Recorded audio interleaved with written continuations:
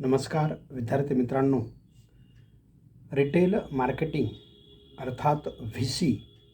या विषयातील धडा क्रमांक 1 ज्याचं नाव आहे किरकोळ विक्री विपणन व्यवस्था या धड्यातील व्हिडिओ क्रमांक 5 व एकूण व्हिडिओ क्रमांक 70 मध्ये आपलं हार्दिक स्वागत.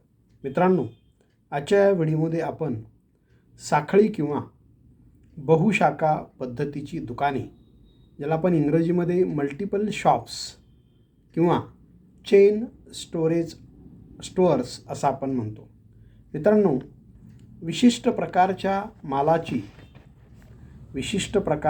मालाची विक्री करणारी केंद्रे नियंत्रित करणारी, एका संस्थेच्या मालकीची व व्यवस्थापनाखाली असणारी किरकोळ विक्रीची मोठी संस्था म्हणजेच साखळी पद्धतीची दुकाने होय.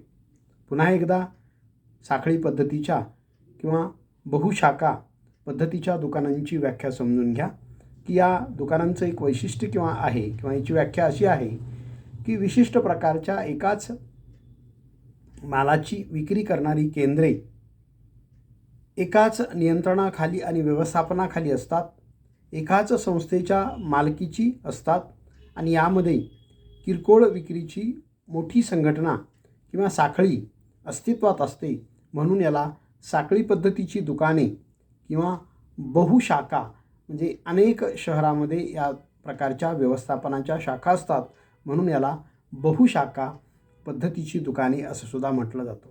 मित्रांनो, उत्पादक आपल्या वस्तूंचे उत्पादन करून देशातील विविध भागात आपल्या मालकीची अनेक दुकाने उघडून वस्तूंच्या विक्रीची व्यवस्था करतात. तेव्हा अशा दुकानांच्या छोट्या मोठ्या शहरामध्ये वेगवेगळ्या प्रकारच्या शाखा तयार केल्या जातात. त्या ठिकाणी ग्राहक वर्ग असतो, अशा ठिकाणी शाखा काढल्या जातात आणि या दुकानामधून फक्त एकाच विशिष्ट प्रकारच्या मालांचीच विक्री केली जाते. याचं उत्तम उदाहरण जर आपण पाहिलं तर बाटा शोरूम्स आहेत. कारण बाटा हे शूज, चप्पल्स आणि ह्याच्यामध्ये सँडल्स याच्यामध्ये उत्पादन करणारी एक अग्रगण्य शूज कंपनी आहे आणि त्याचं एक ब्रँड आहे, त्याचं एक नाव आहे, लोकांचा त्या नावाप्रती विश्वास आहे आणि अशा प्रकारच्या या बाटा शूजची अनेक शहरामध्ये स्वतःची शोरूम्स असल्याचं दिसून येतं. म्हणजे बाटा हे अतिशय उत्तम उदाहरण आहे. त्याचबरोबर आपण पाहिलं की रेमंडची सुद्धा स्वतःच्या मालकीची कापड दुकानं अनेक शहरामध्ये आहेत. कापडे आणि तयार कपडे पण आहेत आणि या दुकानामधून फक्त रेमंडच्याच मालाची विक्री केली जाते.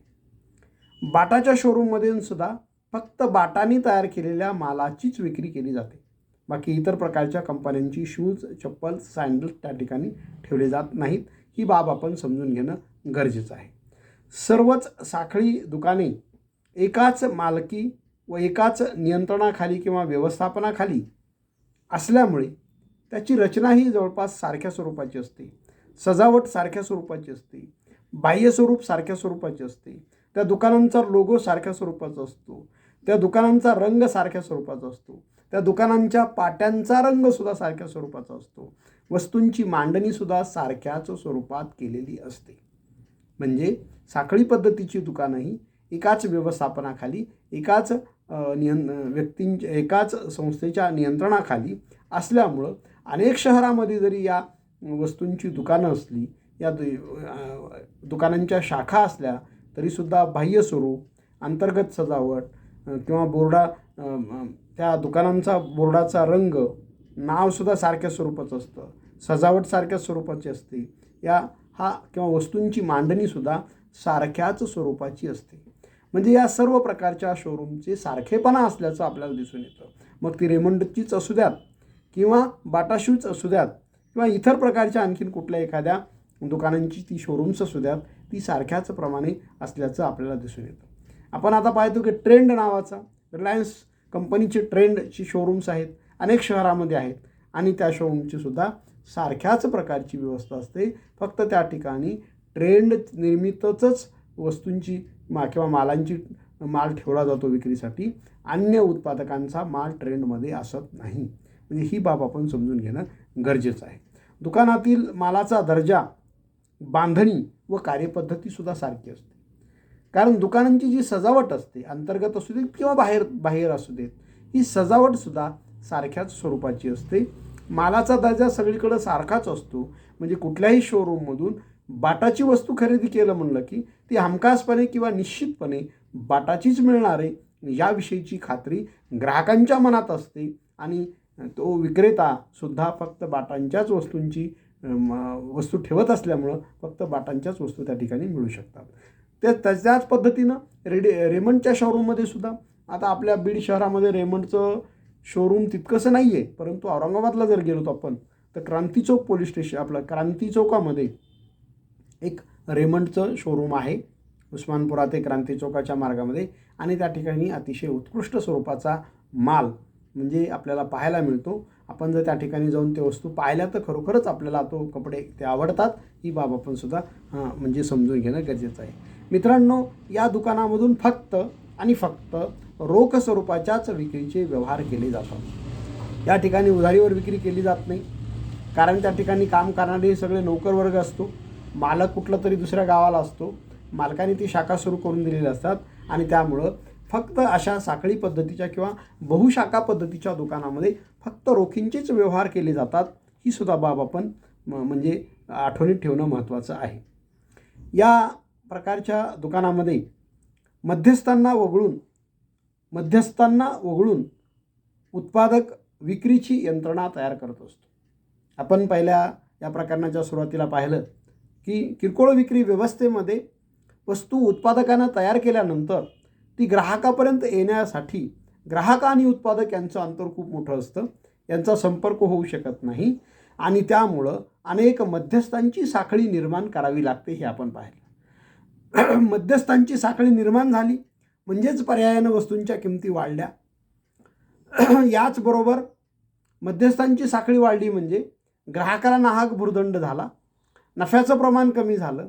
या सगळ्या गोष्टींचा विचार करून बऱ्याच वेळेला उत्पादक स्वतःचीच किरकोळ स्वरूपाची विक्रीची दुकानं अनेक शहरामध्ये सुरू करतात. मग याचा अर्थ या दुकानामध्ये मिळणारा माल दुसऱ्या इतर दुकानामध्ये मिळत नाही का? तो मिळतो, तो सुद्धा मिळतो. परंतु या दुकानामध्ये फक्त आणि फक्त ज्या उत्पादकाची शोरूम आहेत त्याच उत्पादकाचा माल विक्रीसाठी बहुविध शाखा किंवा मल्टिपल स्टोअर्समध्ये उपलब्ध असल्याचं आपल्याला दिसतं. इतर दुकानामध्ये मात्र ब्रँडेडच्या व्यतिरिक्त इतरही उत्पादकांचा माल त्या ठिकाणी असतो आणि त्या ठिकाणी ग्राहक ज्यांना किंवा ब्रँडची वस्तू खरेदी करणं अपेक्षित आहे किंवा एखाद्या ब्रँडवर त्यांची निष्ठा आहे, एखादी वस्तू विषयीची विश्वास त्यांच्या मनामध्ये आहे आणि ती वस्तू जर खरेदी करायची असेल तर ग्राहकसुद्धा अशाच प्रकारच्या साखळी पद्धतीच्या दुकानामध्ये येत असल्याचं आपल्याला दिसतं.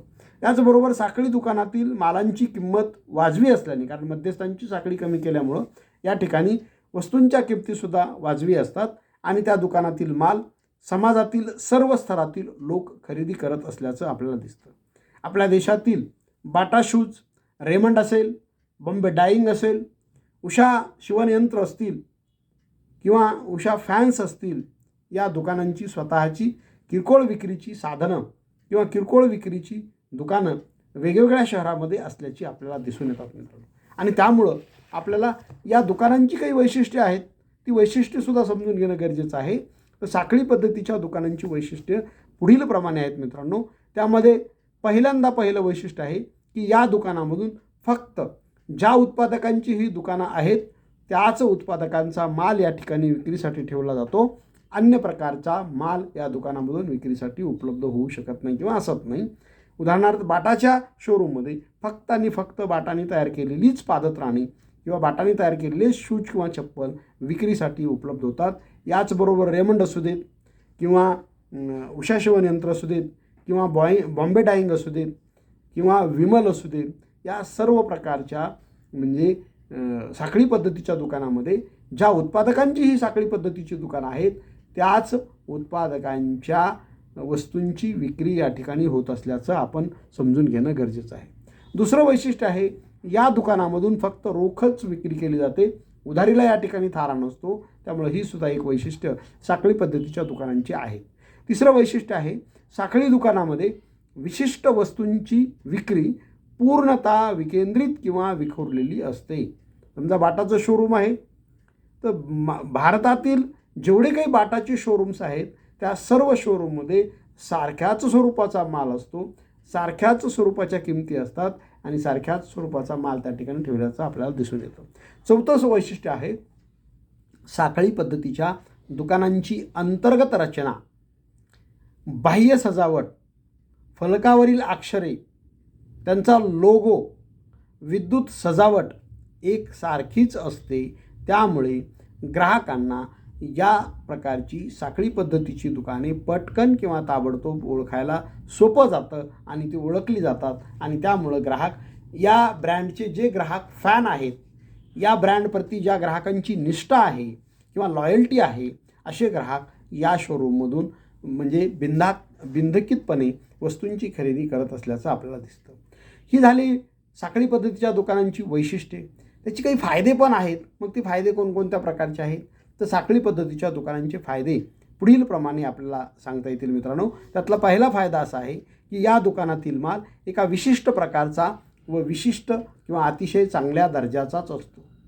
या दुकानाप्रती ग्राहकांची ब्रँड निष्ठा का असते, लॉयल्टी का असते, या ब्रँडवर लोकांचा विश्वास का असतो, त्याचं कारण असं आहे की या शोरूममध्ये खरेदी केलेला माल हा उत्पादक टू थेट किरकोळ विक्रेता किंवा साखळी पद्धतीची दुकाने या ठिकाणी येत असल्यामुळे या ठिकाणी डुप्लिकेटपणाला कुठल्याही प्रकारचा या ठिकाणी थारा नसतो. म्हणजे अतिशय उत्पादकाचीच मूळ वस्तू आपल्याला त्या दुकानामधून मिळू शकते. हा सुद्धा एक फायदा या ठिकाणी आहे. त्याचबरोबर दुसरा फायदा असा आहे की साखळी दुकाने वाजवी किमतीला विकतात. त्यांच्या जाहिरातीचा खर्चही खूप कमी असतो.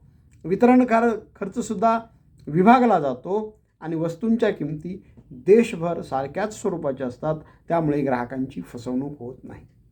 मित्रांनो, बाटाचं शोरूम जर विचारात घेतलं की समजा बीडला आहे, औरंगाबादला आहे, पुण्याला आहे, या तिन्ही ठिकाणी बाटामध्ये तयार होणाऱ्या सर्व प्रकारच्या वस्तू या ठिकाणी ठेवल्या जातात. सर्व ठिकाणी सारख्याच प्रकारची सजावट असते आणि सर्व ठिकाणी सारख्याच प्रकारच्या वस्तूंच्या किमतीसुद्धा असतात. याचं कारण असं आहे की वितरण खर्च असू देत, वाहतूक खर्च असू देत, जाहिरात खर्च असू देत, हा कॉमन केला जात असल्यामुळं तो डिव्हायडेशन होतो किंवा त्याची विभागणी होते आणि त्यामुळं नाहक वस्तूंच्या किमती वाढण्यापासून या ठिकाणी मदत होत असल्याचं आपल्याला दिसून येतं. हा सुद्धा एक फायदा साखळी पद्धतीच्या दुकानांचा आहे, हे आपण समजून घेणं गरजेचं आहे. त्याचबरोबर सर्व प्रकारच्या ठिकाणी सारख्याच प्रकारची वस्तू मिळत असल्यामुळे दुय्यम वस्तूला किंवा डुप्लिकेट वस्तूला या ठिकाणी थारा नसतो आणि त्यामुळं ग्राहकांची फसवणूक होत नाही. ही सुद्धा एक जमेची बाजू ग्राहकांच्या दृष्टिकोनातून आहे, हे आपण समजणं महत्त्वाचं आहे. तिसरा फायदा आहे, ग्राहकांना खरेदीसाठी अशा प्रकारची दुकाने विश्वासार्ह वाटतात किंवा विश्वासाचं एक ठिकाण वाटतात. ज्या व्यक्तीचा या ब्रँडप्रती विश्वास आहे तो व्यक्ती अशा प्रकारच्या शोरूममध्ये जाऊन अशाच वस्तू खरेदी करतो की ज्यामुळं ग्राहकांचा विश्वास आणखीन दृढ होण्यास मदत होते. त्यानंतरचा पुढचा फायदा आहे की सर्व व्यवहार रोखीनं होत असल्यामुळे या ठिकाणी उधारी बुडण्याचा काही प्रश्नच निर्माण होत नाही. त्यामुळं बुडीत कर्जाची निधी किंवा बुडीत कर्जासाठी संशयित निधी उभारण्याची या ठिकाणी गरज नसते. हा सुद्धा एक फायदा आहे, आपण हे समजणं महत्त्वाचं आहे. त्यानंतरचा फायदा आहे की एखाद्या शाखेत मागणी नसल्यामुळे पडून राहिलेला माल ज्या शाखेमध्ये त्या मालाला मागणी आहे त्या शाखेमध्ये तो माल पाठवला जातो. इतर दुकानांमध्ये आणि साखळी पद्धतीच्या दुकानामध्ये हाच नेमका फरक आहे. इतर प्रकारच्या दुकानामध्ये काही वस्तू विक्री करत असताना त्या वस्तू विक्री होत नसतील तर कालांतराने त्या वस्तू बाजूला काढल्या जातात आणि त्यासाठी वेगळ्या प्रकारचे सेल लावून म्हणजे मूळ किमतीला किंवा थोडासा नफा आकारून त्या वस्तू विक्रीचा प्रयत्न दुकानदारांना करावा लागतं किंवा उत्पादकाला त्या वस्तू परत कराव्या लागतात. हे दोनच पर्याय त्यांच्यासमोर असतात. परंतु साखळी पद्धतीच्या दुकानामध्ये मात्र हा एक महत्त्वाचा फायदा आहे की एखाद्या शाखेमध्ये एखाद्या मालाला, एखाद्या वस्तूला फारसा प्रतिसाद नसेल, ग्राहक त्या भागामध्ये नसतील आणि तो माल विक्री होत नसेल तर ज्या भागामध्ये, ज्या परिसरामध्ये, ज्या दुकानामध्ये या वस्तूला मागणी आहे त्या भागामध्ये ती वस्तू पाठवली जाते आणि त्यामुळं आपोआपच म्हणजे अनावश्यक जो काही खर्च आहे तो कमी व्हायला मदत होते. त्यानंतरचा फायदा आहे मित्रांनो, साखळी पद्धतीची दुकाने उत्पादकाकडून उघडलेली असल्यामुळे या ठिकाणी मध्यस्थांचं उच्चाटन होतं आणि त्यामुळे या ठिकाणी ग्राहकांचा खरोखरच फायदा होत असल्याचं आपल्याला दिसून येतं. मध्यस्थ कमी झाले म्हणजे पर्यायानं वस्तूंच्या किमती कमी झाल्या आणि त्याचा फायदा प्रत्यक्ष ग्राहकांना होत असल्याचं दिसतं. मग या साखळी पद्धतीच्या दुकानांवर काही प्रकारचे टीका पण केल्या जातात. त्या टीकेमध्ये पहिली किंवा दोष म्हणूयात आपण किंवा तोटे म्हणूयात, त्यातला पहिला दोष, तोटा किंवा टीका आहे की ग्राहकांना त्यांची आवड मर्यादित वस्तूमधूनच करावी लागते. कारण बाटाच्या शोरूममध्ये गेलं की फक्त बाटांच्याच वस्तू मिळणार आहे. इतर उत्पादकांच्या रेडचीप असू देत किंवा इतर फुटवेल असू देत किंवा इतर प्रकारच्या उत्पादकांचा माल त्या ठिकाणी उपलब्ध नसतो. त्यामुळे ग्राहकांना, काही टीकाकारांचं असं म्हणणं आहे की फक्त बाटामधून म्हणजे मर्यादित वस्तूमधूनच त्यांना त्यांची आवड पूर्ण करावी लागते. हा एक दोष आहे. दुसरा दोष असा आहे की साखळी दुकानातील अनेक ठिकाणी असलेल्या शाखावर प्रभावी नियंत्रण व देखरेख ठेवणं खूपच अवघड असतं. कारण आपण त्या ठिकाणी नोकरांची नियुक्ती केलेली असते. ते नोकर किती प्रामाणिकपणे, किती जीव ओतून त्या शाखेमध्ये लक्ष देतात हे काही सांगता येत नाही आणि त्यामुळं प्रत्येक शाखेवर नियंत्रण किंवा कंट्रोल करणं म्हणजे मालकाला किंवा व्यवस्थापनाला सुद्धा थोडं जिकिरीचं होतं. ही सुद्धा एक टीका या प्रकारे केली जाते. त्याच्यानंतरचा तिसरा दोष आहे, साखळी दुकानांच्या शाखांचे नियंत्रण मध्यवर्ती कार्यालयातून होत असल्यामुळे शाखा प्रमुखांचा निर्णय घेण्याचा अधिकारावर बंधने येतात. ज्या ठिकाणी तो काम करणारा कर्मचारी आहे त्याला इमिजिएट निर्णय घेता येत नाही, त्याला वरिष्ठांची परवानगी घ्यावी लागते. कारण सर्व नियंत्रण आणि देखरेख हे मुख्य शाखेतून होत असतं, हेड ऑफिसमधून होत असतं. ही सुद्धा बाब आपण समजून घेणं गरजेचं आहे. आणि शेवटची टीका म्हणजे विक्री न झालेल्या मालाचे साठे पडून राहण्याचा धोका संभवू शकतो. परंतु ही तितकीशी टीका उपयुक्त नाही, कारण विक्री न झालेला माल इतर शाखेमध्ये पाठवला जातो आणि त्याही उपर जर काही माल शिल्लकच राहिला तर तो सेलच्या माध्यमातून विक्री काढला जातो. ही बाब आपण समजून घेणं गरजेचं आहे. यानंतरच्या व्हिडिओमध्ये आपण एकच किंमत असणारी दुकाने, ज्याला वन शॉप प्राईस असं आपण म्हणतो, ते पुढच्या व्हिडिओमध्ये पाहूयात. मी या ठिकाणी थांबतो. जय हिंद, जय महाराष्ट्र.